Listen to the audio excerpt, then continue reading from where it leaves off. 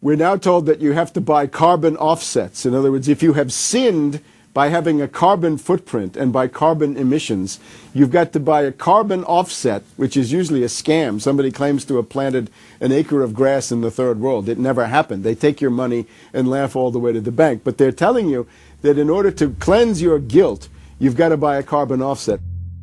Talk about carbon polluters. You talk about them. It's my understanding that back in 1997, when you were vice president, Enron's CEO, Ken Lay, was involved in discussions with you at the White House about helping develop this type of policy, this trading scheme. And is that accurate? Is it inaccurate? It's been reported. I don't know, but I met with Ken Lay, as lots of people did, before anybody knew that he was a crook. Right, and clearly you can see why so many of us are concerned about this type of cap-and-trade energy tax that would be literally turning over this country's energy economy. I didn't know him well enough to call him Kenny Boy. Well, but you knew him well enough to help devise this trading scheme, and obviously we know what Enron and these big guys on Wall Street like Goldman Sachs, and I know you've got interest with Goldman Sachs. No. Well, that's been reported. Is that not accurate? No, I wish I did. With executives from you're partnered in companies with executives from Goldman Sachs. Well, if you're not. Al Gore has got to be the greatest con artist in modern history. This guy claims he invented the internet, even though it's on record he's a liar, and he got away with it. He was the pitch man that successfully sold, as vice president, NAFTA and GATT. That's lowered the standard of living in the United States and Mexico and almost completely deindustrialized our country. Now he's saying you should pay him and his private company, set up by Enron, a carbon tax on breathing. Look, if you want to buy Al Gore's propaganda, go ahead. But before you do that, you should at least look into the claims he's making. There was a meeting in the White House in 1998 between Al Gore and Bill Clinton, Ken Lay, and Lord Brown. Okay, well, who were these people? Well, we know the president, the vice president. Ken Lay, of course, was the president of Enron. And Enron was a major player in the carbon credit, carbon trading. And in fact, stood to make an enormous amount of money out of it. And so it was part of the collapse of Enron. And Lord Brown, of course, was the head of the largest oil company in the world. And they were looking to buy into this, as is happening now, where the energy companies are becoming the big promoters of, we got to go green, we got to go to alternate energies, and all of this stuff. They saw a business opportunity and leapt onto it, and one that would make them look green again. When it came time for the 1,200-plus page greenhouse gas emission and carbon legislation to be voted on, the Speaker of the House, Nancy Pelosi, would not let the Republicans, or even members of her own party, see the bill until minutes before the vote. Republican Minority Leader John Boehner engaged in a rare House filibuster and read shocking section after shocking section from the legislation.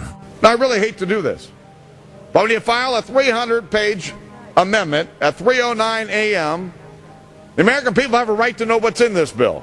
And have a right to know what we're voting on.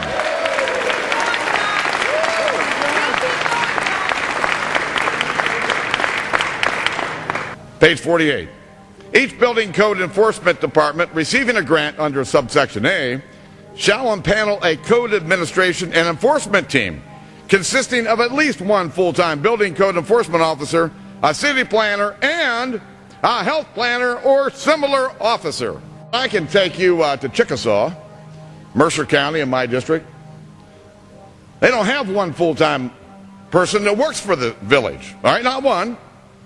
Look at the mandate on every city, village in America right here in this bill.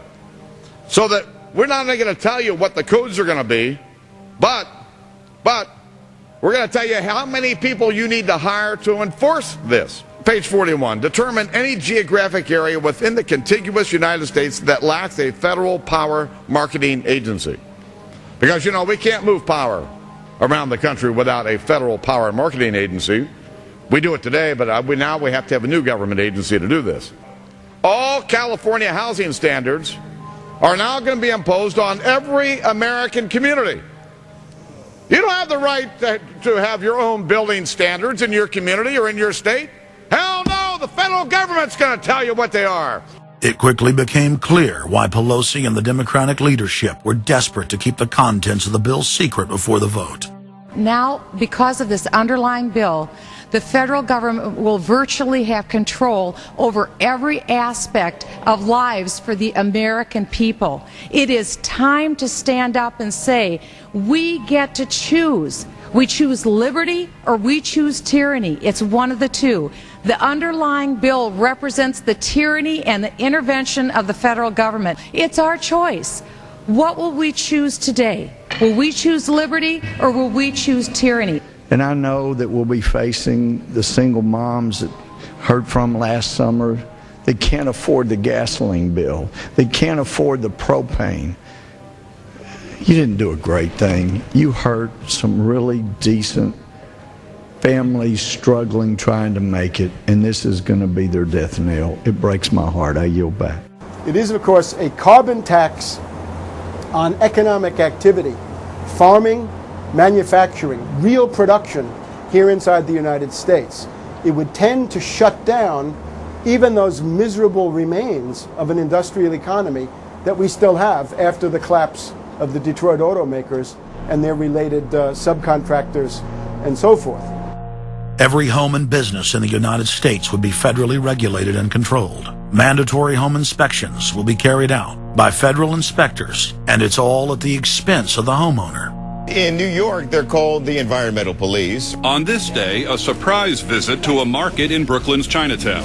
And every day you're not in compliance, you face huge fines. Go to page 235. The Secretary may set and collect reasonable inspection fees to cover the cost of inspections required. So number one, they can come in, the federal government can come in and inspect your house and send you the bill. And if they find that you're out of compliance with this new federal code, the Secretary shall assess a civil penalty for violations of this section. And then further, going to page 236, each day of unlawful occupancy shall be considered a separate violation. We're setting up a global warming Gestapo that can literally come in, and now this new term, unlawful occupancy. So now living in your home is considered unlawful under this bill. This is ludicrous. Worst of all, carbon czars in more than 35 federal agencies are given unlimited dictatorial power to tax all forms of carbon and carbon emissions. The Commissar Green Police openly brag that they will have the power to selectively enforce the new edicts on a case-by-case basis. It's funny because when I tell people what I do for a living, the first response usually is, you're with the environmental police? There is no environment in New York City. With this new power, the Green Mafia can take over the entire economy through selective enforcement. We know, Madam Speaker, that this national energy tax will cost the American people $2 trillion. We know that. We know this will result in a loss of 2.5 million jobs every year for the American people. We know that. We know this will result in a reduced standard of living for Americans. We know that. What is the point and what's the benefit? The same central banks that have stolen more than $50 trillion from national treasuries across the planet are now creating a new derivatives fraud through the cap-and-trade carbon tax system that dwarfs their previous Ponzi schemes. We've just watched a financial meltdown in this country, the likes of which hasn't been seen in some time. Now, if people like credit default swaps, they're really going to like the carbon swaps that are going to occur and the carbon future swaps. We spent a full day in this committee last summer talking about the manipulation of the energy futures market in oil. We're going to create, I fear, another such system that people who have an inclination to react dishonestly to systems are going to actually have a new opportunity. Is that not a problem?